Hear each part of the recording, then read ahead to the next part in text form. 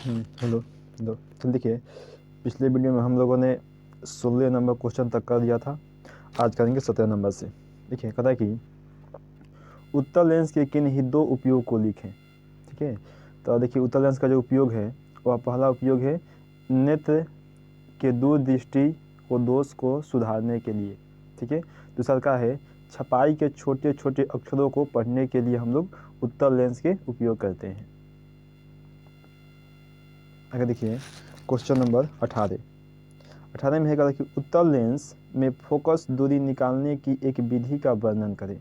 देखिए, जब कोई बीम यानी कि कोई वस्तु जैसे कोई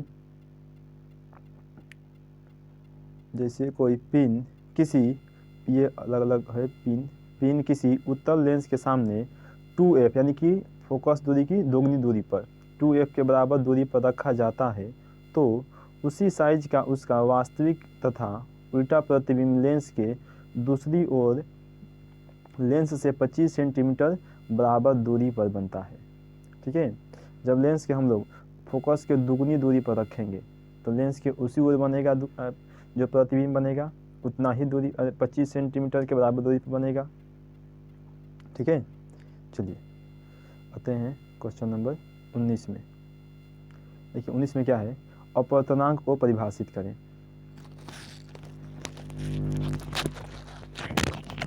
देखिए,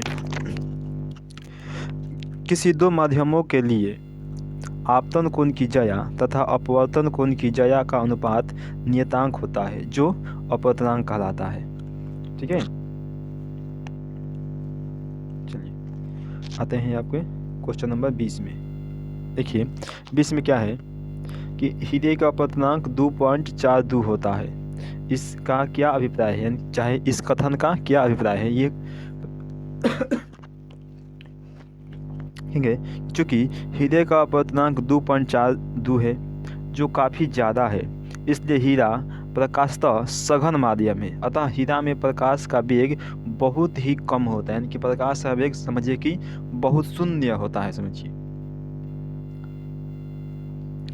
देखिए 21 नंबर क्वेश्चन, उत्तल लेंस को अभिसारी लेंस क्यों कहा जाता है। देखिए लिखेंगे आंसर, क्योंकि उत्तल लेंस सूर्य से आने वाली समांतर प्रकाश की किरणों को एक बिंदु पर मिला देता है।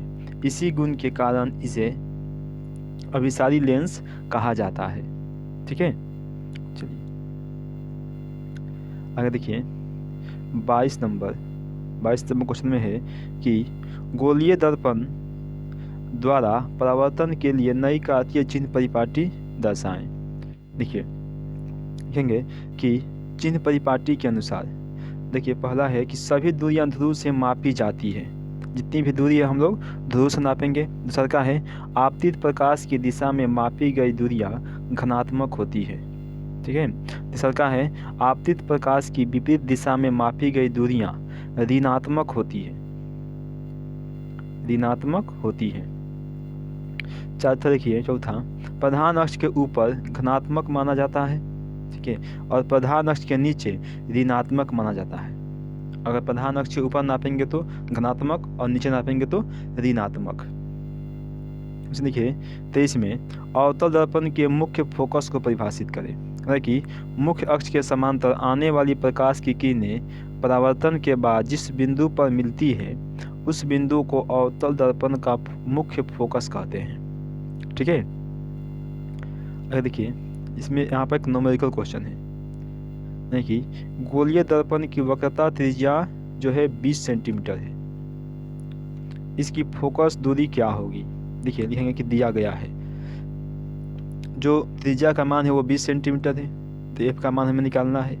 तो एफ बराबर सूत्र होता है r/2, तो 20 को 2 से हम बाहर लगाएंगे तो कट जाएगा हमारा ये 10 बाद में। ठीक है, यानी कि आ जाएगा आंसर हमारा 10 सेंटीमीटर। ठीक है, चलिए आते हैं 25 नंबर क्वेश्चन में। 25 में क्या है, नहीं कि उस दर्पण के नाम बताइए जो बिंब का सीधा तथा आवर्धित प्रतिबिंब बना सके। इसे लिखेंगे अवतल दर्पण, क्योंकि जब वस्तु को अवतल दर्पण के ध्रुव एवं फोकस के बीच रखा जाता है तो वस्तु का सीधा तथा आवर्धित प्रतिबिंब बनता है। ठीक है, इसलिए इसे हम कहेंगे कि वह अवतल दर्पण होगा। अगर देखिए ये है 26 नंबर। 26 में क्या है कि उस उत्तल दर्पण का फोकस दूरी ज्ञात कर जिसकी वक्रता त्रिज्या 32 सेंटीमीटर है। लिखेंगे उत्तल दर्पण की वक्रता त्रिज्या प्लस का 32 सेंटीमीटर होता है। ठीक है, यह बराबर होता है r/2 सूत्र होता है। देखिए लिख देंगे कि 32/2 इसे काट देंगे 16 बार में कट जाएगा। ठीक है, 16 बार में आ जाएगा आंसर हमारा 16 सेंटीमीटर। ठीक है, चलिए देखिए आगे आते हैं।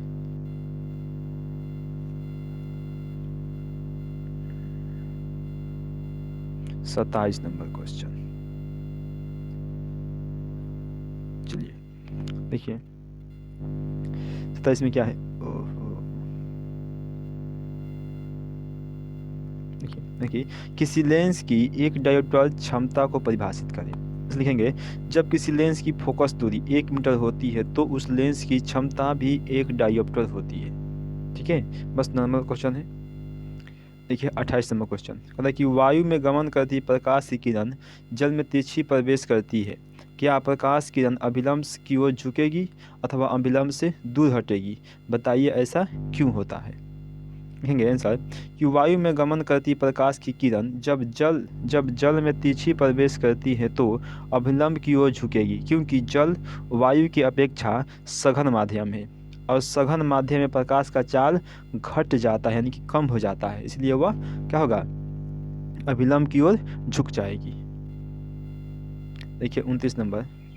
29 में है आपका क्वेश्चन है कि कांच के प्रिज्म से होकर प्रकाश के अपवर्तन का नामांकित चित्र आरेख खींचे।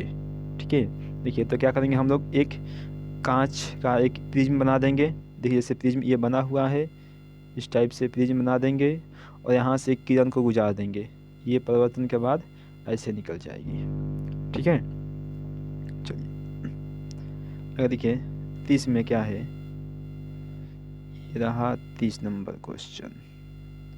देखिए 30 में क्या कह रहा है क्वेश्चन कि कांच के आयताकार सिल्ली में अपवर्तन के 2 किरणों का नामांकित चित्र खींचे। देखिए ये कांच का सिल्ली है। ठीक है, बस यहाँ से ये किरण है, इसे देख लीजिए। यहाँ पर बहुत अच्छे से आपको बना दिए हैं चित्र हम, इसे आप देखकर बना लीजिएगा। देखिए 31 नंबर क्वेश्चन कहता कि उत्तल लेंस एवं अवतल लेंस में सचित्र वर्णन स्पष्ट करें, यानी कि केवल चित्र दिखा के हम बता दें कि कौन सा लेंस है। एक लिखेंगे तो उत्तल लेंस का चित्र बना देंगे और यहाँ पर लिख देंगे कि इसमें वास्तविक एवं बड़ा प्रतिबिंब बनता है, ये बता देंगे यहाँ पर अवतल लेंस, और लिख देंगे कि इसमें काल्पनिक एवं छोटा प्रतिबिंब बनता है। ठीक है, चलिए अब देखिए आते हैं क्वेश्चन नंबर 32 में। अब 32 नंबर क्वेश्चन है यहाँ पर सिद्ध करने वाला।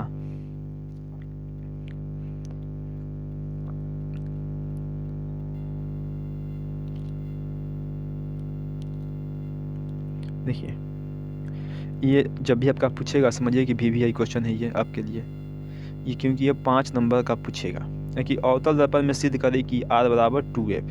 ठीक है, देखिए तो क्या करेंगे हम लोग एक अवतल दर्पण बना देंगे, सिंपली ऐसे अवतल दर्पण एक बना देंगे और बनाने के बाद ये आपतित किरण, ठीक है, परिवर्तन के बाद फोकस से गुजरेगी और ये जो है एक अभिलंब है।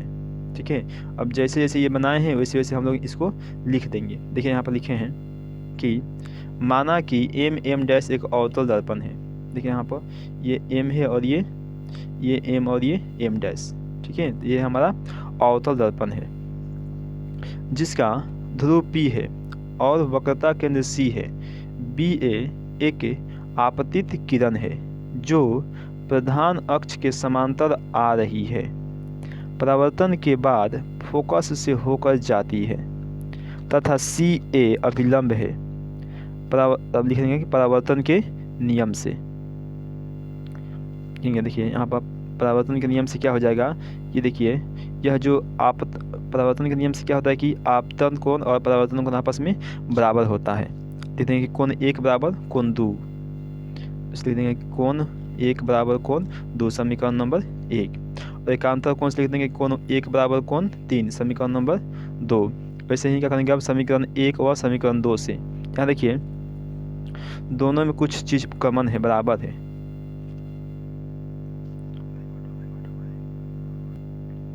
देखिए दोनों में थोड़ा सा मिस्टेक हो गया, सॉरी। देखिए इसमें दोनों में कुछ कॉमन है। कॉमन क्या है? देखिए कॉमन जो है थोड़ा सा दिखाते हैं हम।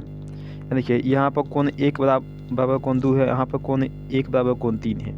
यानी कि अगर दोनों में यहाँ देखिए कोण 1 है, इधर से 2 और 3 है, यानी कि अगर ये बराबर है तो ये भी बराबर होगा, इसलिए लिखते हैं कोण 2 बराबर कोण 3, समीकरण नंबर 3।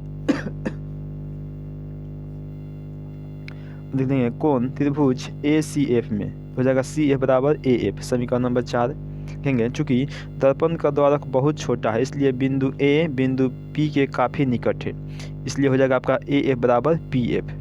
चित्र उधर है इसलिए आप लोग को हम नहीं दिखा पा रहे हैं, ठीक है। चलिए देखिए समीकरण 4 और समीकरण 5 से हो जाएगा CF बराबर PF, ठीक है। देखिए इसको दिखाते हैं आपको, समीकरण 4 और समीकरण 5। देखिए यहाँ पर CF है और यहाँ पर भी CF है, ठीक है। यानी कि अगर ये दोनों बराबर है तो ये भी दोनों आपस में बराबर होगा, ये और ये आपस में बराबर होंगे, ठीक है। लिख दिए हैं CF बराबर PF, तो हो जाएगा PC बराबर CF प्लस PF और PC बराबर हो जाएगा PF प्लस में PF। तो ये दोनों को जोड़ेंगे तो 1 और 1 2 PF हो जाएगा, तो R बराबर हो जाएगा 2 PF या फिर A बराबर हो जाएगा R/2, ठीक है। चलिए देखिए यहाँ पे क्वेश्चन दिया है न्यूमेरिकल कि 2 मीटर फोकस दूरी वाले अवतल लेंस की क्षमता ज्ञात कीजिए। यानी कि दिया है अवतल लेंस की फोकस दूरी बराबर -2 मीटर, क्योंकि अवतल लेंस की जो फोकस दूरी होती है वो माइनस में होता है। अब लिख देंगे क्षमता बराबर सूत्र होता है P बराबर 1/F, तो P बराबर यहाँ पर 1 का 1 हो गया और F का मान हो गया 2, इसे काटेंगे तो -0.5 डायोप्टर आ जाएगा। चलिए आते हैं इसके बाद, तो क्वेश्चन इधर है, आ जाइए देखिए 34 नंबर क्वेश्चन। देखिए इसमें क्या है कि प्रकाश वायु से 1.50 अपवर्तनांक की कांच की प्लेट में प्रवेश करता है। कांच में प्रकाश की चाल कितनी है? निर्वात में प्रकाश की चाल 3×10⁸ मीटर प्रति सेकंड है।